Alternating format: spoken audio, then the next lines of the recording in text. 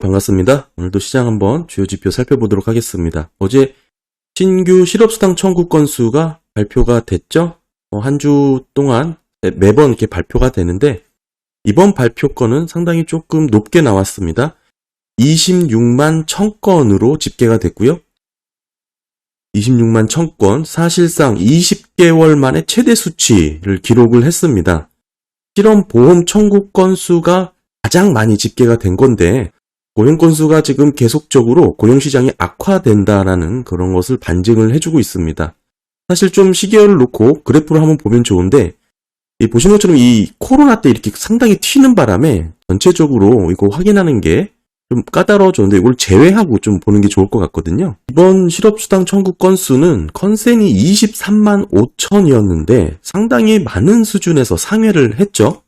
그래서 상당히 의미가 있는 그런 집계다라고 좀 보여지고, 그렇다면 이 과거 리세션 기간에 실업수당 청구 건수가 대체적으로 얼마였는지 이 코로나를 좀 빼야겠죠? 이 데이터가 상당히 왜곡됐는데 코로나를 제외하고 한번 살펴봤습니다. 네, 보시면 2000년도부터 2020년도까지 차트를 코로나 기간을 제외하고 보면 이 리세션 기간에 대체적으로 신규 실업수당 건수가 30만 건 부근에서 높아지는 가운데 대부분 리세션이 인 것으로 확인이 되고요. 그러니까 사실상 이 데드라인이 30만 건이다라고 볼 수가 있을 것 같고, 그래서 지금의 26만 1000건의 수준이 여기에 위치해 있습니다. 사실상 30만 건과 간극이 많이 나지 않고 있죠. 이번에 이렇게 급증하게 된 거 상당히 의미가 있다고 보여지고요. 그리고 이미 몇 주 전부터 부정수급 관련된 이슈가 녹아들었기 때문에 이번 집계치는 그런 부분이 다 배제된 부분이라고 보는 게 맞을 것 같습니다.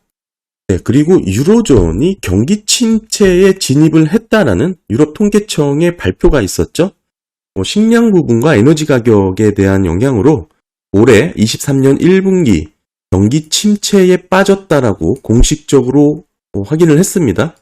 보시게 되면 GDP 23년 1분기하고 22년 4분기도 수정 데이터가 새롭게 잡히면서 역성장을 하게 된 거죠. 그러니까 2개분기 연속으로 마이너스 성장을 하게 되면 우리가 테크니컬적으로 침체다라고 선언을 하게 되는데, 그런 부분에서 지금 현재 유로존이 이렇게 경기 침체에 들어선 것으로 통계로 지금 발표를 했습니다. 네, 그리고 애틀란타 연은의 임금 상승률이 6.0% YOY 기준이고요. 기록을 했고요. 지금 이 부분이죠. 고점에서 꾸준히 하락을 하고 있습니다. 3월달 6.4%에서 지금 4월은 6.1, 이번 5월 임금 상승률은 6.0을 기록하면서 3개월 연속으로 하락세를 이어지고 있고요. 이 부분은 개인의 명목 임금 성장률을 산출하는 겁니다. 애틀란타 연준에서 계산을 하고 있고, 다만 임금 상승률이 현재 6.0%로 볼 수가 있고, 물가 상승률은 지난 4월 기준이 4.9%였잖아요. 5월 물가는 오늘이나 내일 다음 주에 나오죠. 예. 그러니까 여전히 임금 상승률이 높은 상황은 최근 2년 동안 이런 상황이 있지 않았죠. 지난 2년 동안은 물가 상승률이 임금 상승률보다 높았습니다. 그러니까 23년 들어서면서부터 이게 역전된 상황이고요. 중요한 것은 임금 상승률 자체가 계속적으로 둔화되고 있다는 게 포인트가 될 것 같고, 하지만 여전히 높은 수준에서 있다는 것은 주목을 해야 될 것 같습니다. 그리고 과거 침체 구간을 보더라도 여기죠. 임금 상승률이 대체적으로 높았다가 침체가 오면서 꺾였죠. 08년 위기도 마찬가지입니다. 임금 상승률이 높아졌다가 침체가 오면서 꺾였습니다. 그러니까 결국에는 임금 상승률이 꺾여서 경기가 좋아진다, 개선된다라는 게 아니고, 임금 상승률이 꺾일 수 있는 거는 한마디로 침체 아니면 어렵다라는 것을 이렇게 좀 확인할 수가 있고요. 최근에 기업들의 미래 실적이 좋아질 것 같다, 가이던스가 상당히 좋게 나온다, 포워드 PR이 개선되고 있다, 업사이드 되고 있다라는 얘기가 많이 나오죠. 한마디로 실적이 탄탄하다라는 얘기인데, 그러니까 이 차트 한번 보시면 이게 S&P 500 포워드 이익 수익률과 10년물 국채 수익률 간의 스프레드를 나타낸 겁니다. 부분이죠. 현재 있는 부분이. 이게 07년 이후로 최저 수준까지 떨어진 위치에 온 것이고요. 이 말은 채권 대비 주식의 상대적인 매력도가 감소했다라는 의미입니다. 그러니까 무위험 자산이라고 볼 수 있는 국채의 위험 자산의 매력이 떨어진 원인이 뭐냐면 그만큼 미국 주식이 빠르게 올랐다라는 내용이고, 그러니까 현재 S&P 500 주식의 수준이, 가격 프라이싱이 어느 정도 위치인지 단번에 보여줄 수 있는 그런 차트라고 보여집니다. 네, 그리고 연준 대체대지표 업데이트된 부분 살펴보겠습니다. 자산 총액이 미비하게 동일한 수준이라고 봐야겠죠? 네, 이 끝부분 이렇게 크게 달라진 거 없이 살짝 좀 오른 모습도 잡히긴 하는데 큰 의미는 없어 보이고요. 최근 업데이트 자산 8조 4천억 규모입니다. 다음은 재할인 창구를 이용한 그런 부분 살펴보면 여전히 낮은 수준에서 머물고 있죠. BTFP로 넘어가는 그런 추세로 볼 수가 있고, 그리고 BTFP 기나 지금 역대 최대 기록을 했죠. 1000억 달러를 드디어 넘었습니다. 생긴 이후로 가파르게 늘었고, 이 말은 여전히 은행들이 급전이 필요하다, 연준에게 지금 돈을 빌리고 있는 상황이다라고 볼 수가 있고요. 이런 상황이 지금 역대 최고 높은 수치까지 다다른 것을 놓고 보면 시장에서도 이렇게 안도 랠리를 하기에는 상당히 버겁다라는 모습을 볼 수가 있겠죠. 은행 리스크 여전히 위험 요인으로 해석할 수 있는 부분입니다.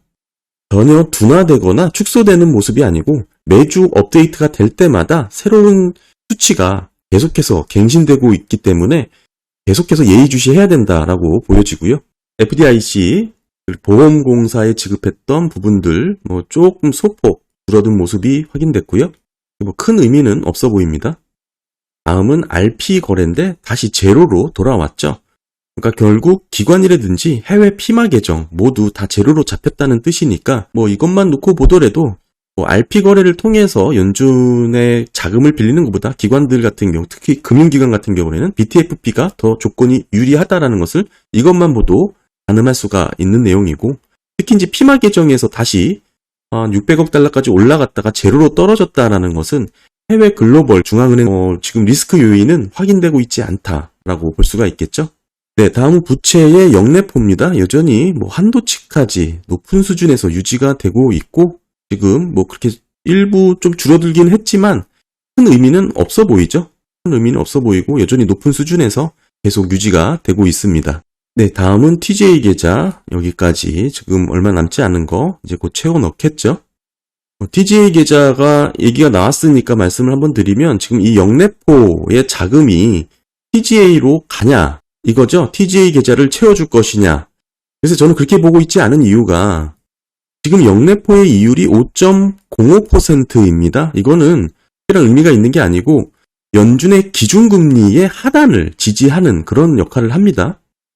그런데 최근이죠. 6월 8일 있었던 한 달짜리 T빌 같은 경우를 놓고 보면 이자율이 5.09%로 결정이 됐어요.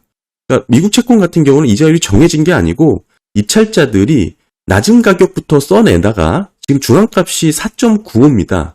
그러다가 한도까지 지금 다 타는 마지막 이자율이 최종 이자율로 결정이 되는 거예요. 그러니까 아까 역내포 이자율하고도 그렇게 큰 차이가 나지도 않고 입찰 참여를 하다가 괜히 높은 가격이 받지를 못하게 된다면 오히려 한 달이라는 시간을 소비해버릴 수 있는 그런 역할을 하기 때문에, 저번에도 말씀을 드렸지만 현재 이 역내포의 5.05%라는 이자율은 상당히 매력적인 수준이, 하루짜리잖아요. 또 오버나잇. 그렇기 때문에 상당히 역내포에서 TJ 계좌로 넘어가는 그런 요인은 그렇게 많지는 않을 것이다 라고 보고 있습니다. 네, 그리고 현재 은행들의 지급준비금 잔액은 좀 높아졌긴 했지만 여전히 3조 3천억 원 규모로 이렇게 집계가 됐고, 저점을 테스트했던 게 3조 달러 정도입니다. 여기에 이제 SBB 파산이 일어나고 다시 지금 지급준비금이 늘어나고 있는 모습이 잡혔고요.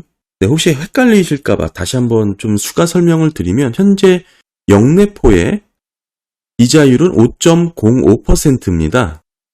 그리고 지급준비금에도 이자를 주죠. 지준불이율이라고 이자를 줍니다.